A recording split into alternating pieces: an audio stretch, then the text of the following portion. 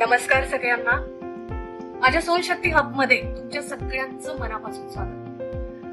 तर जसं last video मध्ये मी तुम्हाला शेअर केलं होतं की मी 8 माइंडफुल हॅबिट्स तुमच्या सोबत शेअर करणार आहे. तर सगळ्यात पहिली mindful habit, sit in the morning. सकाळी सकाळी स्वतः सोबत बसणं ही एक पॉवरफुल माइंडफुल हॅबिट ही आहे जी आपल्याला स्वतःवर लक्ष केंद्रित करायला भाग पाडते. दुसरी जी माइंडफुल हॅबिट आहे, ईट माइंडफुल.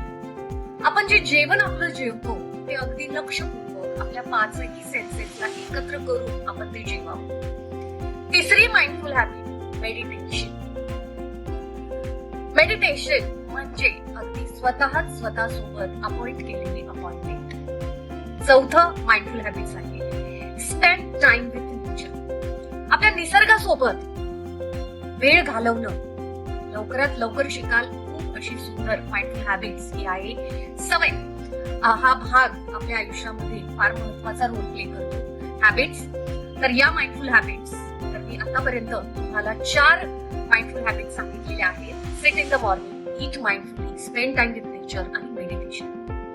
पाचवी जी माइंडफुल हॅबिट आहे, focus on one thing at a time. आपल्याला मल्टीटास्किंग करण्याची एवढी सवय लागलेली आहे, तर एका वेळी एकच काम घ्या जेणेकरून आपलं लक्ष हे एका कामावर केंद्रित आपल्याला करता येईल. 10 कामं घेऊन एक जर काम त्यातलं बिघडलं तर त्याचा परिणाम अगदी बाकीच्या कामावर देखील होतो. 6वी mindful habits, feel your feelings. तुमच्या भावना समजून घ्या, त्याला प्राधान्य द्या.